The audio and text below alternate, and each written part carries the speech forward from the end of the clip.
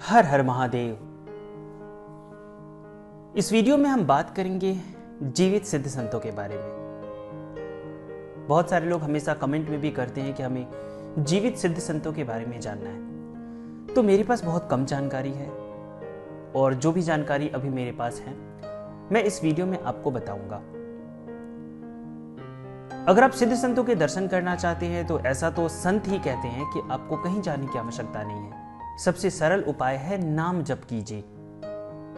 जितना ज्यादा आप नाम जप करेंगे धीरे धीरे आपको संतों के दर्शन होने लगेंगे।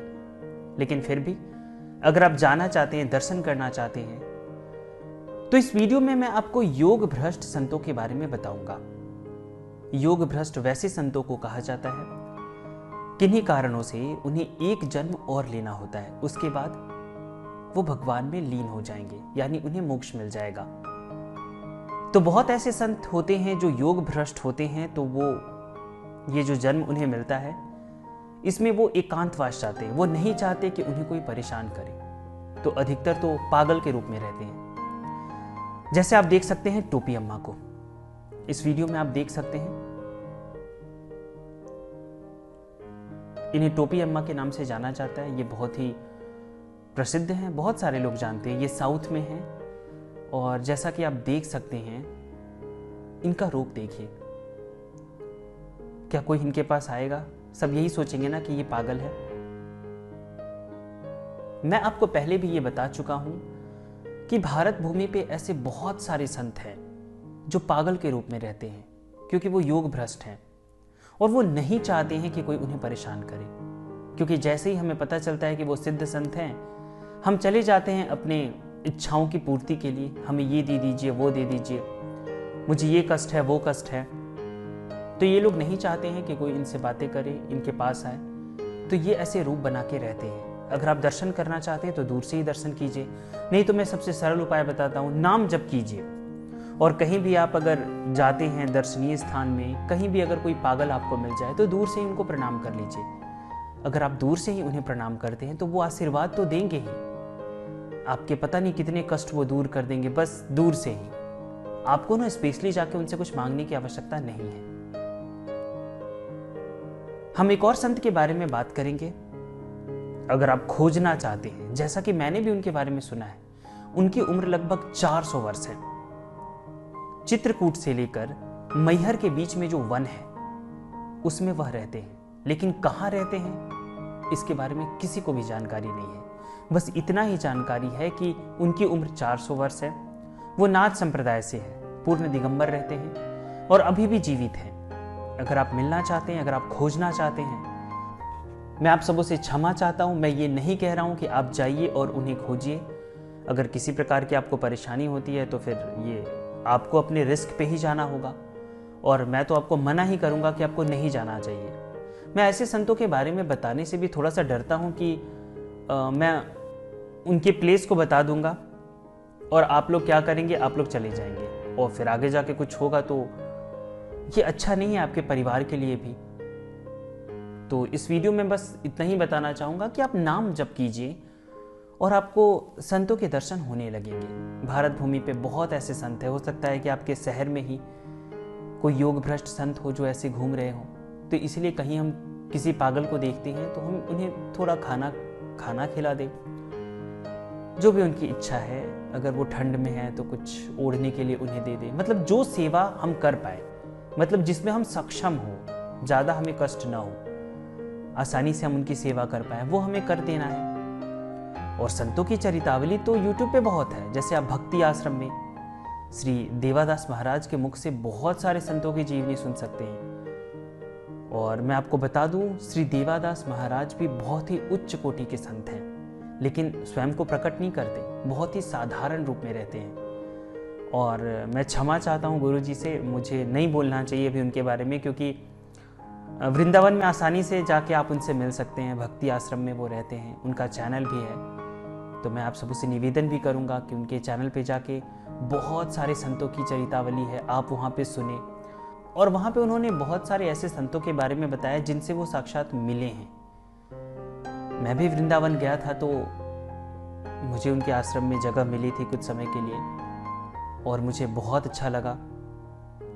मैं उनके पास सेवा करने के लिए यमुना मैया के पास भी गया था।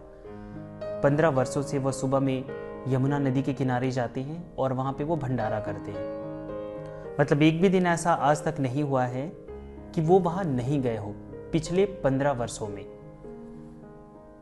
और भी बहुत सारी बातें हैं जो अभी नहीं बताया जा सकता, जैसे संत नहीं चाहते हैं कि, क्योंकि वो प्रसिद्धि से दूर रहना चाहते हैं, वो नहीं चाहते हैं कि उन्हें पूजा जाए, उनके बारे में बहुत सारी बातें लोगों को पता चले और फिर लोग वहाँ पहुँच जाए कि मुझे चमत्कार दिखाइए। क्योंकि जैसा कि मैं पहले भी आपको बता चुका हूँ कि मुझे व्हाट्सएप पे भी मैसेजेस आते हैं कि क्या मैं किसी सिद्ध संत से मिल सकता हूँ जीवित, और मैंने बता दिया कि हाँ आप जाओ उनसे मिल लेना, वो सिद्ध संत हैं। तो क्वेश्चन आता है वो मुझे क्या चमत्कार दिखाएंगे? वो मदारी नहीं है जो आपको चमत्कार दिखाएंगे। और सिद्धि उनके लिए विष्ठा की तरह होती है, उसका कोई मूल्य नहीं होता है। वो हमारे और आपके लिए बहुत मूल्य की बात है कि बाप रे ऐसी सिद्धि प्राप्त कर लेंगे तो ये हो जाएगा, वो हो जाएगा। बहुत सारे लोग हैं जो मुझे व्हाट्सएप पे ये भी मैसेज करते हैं कि मुझे यक्षिणी साधना करना है, मुझे परी बुलानी है, मुझे ये साधना है, वो साधनाएं बता दीजिए। तो मैं आप सबों से बस एक ही बात कहना चाहूँगा, नाम जप कीजिए। नाम जप में बहुत शक्ति है। एक छोटा सा बात बताना चाहूँगा। जब ब्रह्मा जी को विष्णु जी ने उत्पन्न किया, जब उनके नाभि से ब्रह्मा जी ने जन्म लिया, तो उन्होंने कहा कि मैं कौन हूं, आप मुझे बताइए, मैं स्वयं को नहीं जानता हूं। तो नारायण ने कहा था कि तुम मेरा नाम जप करो। तो ब्रह्मा जी नाम जप करने लगे और नाम जप करते करते करते करते एक ऐसा समय आया कि वो स्वयं आए नारायण के पास और उन्होंने कहा कि मैं अब स्वयं को जान गया हूं। तब नारायण ने कहा कि अब आप वेद को पढ़िए। तो कहने का तात्पर्य यह है कि जब ब्रह्मा जी जो स्वयं को नहीं जानते थे, पूरे ब्रह्मांड में ब्रह्मा जी का क्या अस्तित्व है मुझे ये बताना नहीं होगा आपको, आप और हम अच्छी तरीके से जानते हैं। तो शास्त्रों में जो बातें कही गई हैं वो कहीं ना कहीं हमारे और आपके लिए कही गई है, समझने के लिए कही गई है। बहुत सारे लोग ये भी कहते हैं ना कि हम स्वयं को जानना चाहते हैं, तो हम स्वयं को कैसे जानें? कितना सरलता से भगवान ने बता दिया, नाम जप करो। नारायण का नाम जप करना है, जो भी आप नाम जप कर सकते हैं। राम का हरे कृष्ण कृष्ण कृष्ण हरे हरे, हरे राम राम राम हरे हरे। जो भी आप जाप करना चाहें जाप कर सकते हैं, और जितना ज्यादा जाप आप कर सकते हैं कीजिए, आप स्वयं को जान जाएंगे। और उसके बाद अगर हम शास्त्रों को पढ़ें तो हमें और अच्छे तरीके से समझ में आएगी। अगर आप केदारनाथ जाते हैं तो केदारनाथ से वासुकी ताल के लिए भी एक रास्ता जाता है। बहुत सारे लोग वासुकी ताल जाते हैं, और वासुकी ताल से थोड़ा और ऊपर जाने पे एक और ताल है जिसको पैताल कहा जाता है। वहां पे बहुत सारे सिद्ध संत सूक्ष्म रूप में रहते हैं। मैं ये नहीं कह रहा हूं आपको कि आप रिस्क लो और चले जाओ, वहां जाना बहुत कठिन है। आप दूर से भी प्रणाम कर सकते हैं, पैताल तक कोई नहीं जाता। तो वहां पे बहुत सारे संत सूक्ष्म रूप में रहते हैं। जैसा कि संतों ने बताया, अगर हम सूक्ष्म शरीर भी धारण कर ले तो हमें पानी की आवश्यकता होती है। तो संत लोग ऐसे जगह पे ही रहते हैं जहां पे पानी होता है। कभी कभी क्या होता है कि अगर आप वासुकी ताल में जाएंगे, वहां पे ट्रैकिंग करेंगे, तो रात में 3 से 4 बजे आपको कभी कभी ऐसा लगेगा कि कोई पानी में नहा रहा है। तो आप जाके देखेंगे तो आपको कुछ दिखाई नहीं देगा। तो संत ही होते हैं सूक्ष्म रूप में, वो आते हैं सुबह सुबह ब्रह्म मुहूर्त में नहाने के लिए आते हैं, स्नान करने के लिए आते हैं। तो ऐसे जगहों पे भी जाया जा सकता है, दर्शन किया जा सकता है। लेकिन हाँ, जब तक सिद्ध संत ना चाहें आप उन्हें नहीं देख सकते हैं। तो इतना दूर जाना, रिस्क लेना, अगर आप संतों के दर्शन करना चाहते हैं उसका आसान मार्ग यही है कि नाम जप कीजिए, घर में बैठिए। आपका जो कर्तव्य है, अभी जो कर्तव्य है आपका, अगर आप गृहस्थ हैं, आपकी धर्मपत्नी है, बच्चे हैं, तो उनका लालन पालन करना भी एक साधना है। प्रेम से मन लगा के वो करें, क्योंकि भगवान ने आपको वो चीजें दी हैं। और नाम जप कीजिए, जितना ज्यादा नाम जप कर सकते हैं। आपको स्वयं सिद्ध संत आपके घर में आके दर्शन देंगे। आगे मैं महाअवतार बाबा जी के बारे में कुछ वीडियोस डालूंगा जिसमें वहां पे वर्णन आता है, एक वर्णन मिलता है कि एक विद्यार्थी घर में ही था, वो प्रतिदिन नित्य अपनी वो पढ़ाई करते थे और बाबा जी का नाम जप किया करते थे। और एक दिन ऐसा हुआ कि बाबा जी ने उन्हें दर्शन दिया। तो ऐसा हमारे और आपके साथ भी होगा। तो चिंता करने की आवश्यकता नहीं है, नाम जप करना है। और मैंने एक ग्रुप भी बनाया है टेलीग्राम पे, आपके पास समय हो तो आप वहाँ जाके राम राम लिख भी सकते हैं। और मैं लाइव भी आता रहता हूँ उस ग्रुप के साथ, तो उस ग्रुप का लिंक भी आपको डिस्क्रिप्शन में मिल जाएगा। आप वहाँ से जाकर उसे ज्वाइन कर सकते हैं और भी लोगों को ऐड कर सकते हैं अपने कॉन्टैक्ट से। वहाँ पे और भी लोगों को आमंत्रित कर सकते हैं नाम जप के लिए। आप लिखना चाहें तो लिख सकते हैं, दिन में अगर 10 बार भी लिखे तो काफ़ी है। अभी करीबन 9.5 लाख बार राम नाम लिखा जा चुका है वहाँ पे।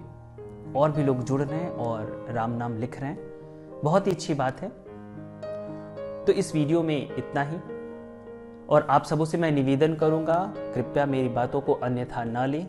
मैंने जिन स्थानों के बारे में बताया है इसका मतलब ये नहीं है कि आप घर से निकल दो और चले जाओ ढूंढने के लिए, बिल्कुल नहीं। आपको सुरक्षित रहना है, घर में ही रहना है, नाम जप करना है। सिद्ध संत आके स्वयं आपको दर्शन देंगे। मैं महाअवतार बाबा जी से प्रार्थना करता हूँ कि आने वाला समय हम सभी के लिए बहुत बेहतर हो और उनकी असीम कृपा हम सभी पर बनी रहे। हर हर महादेव।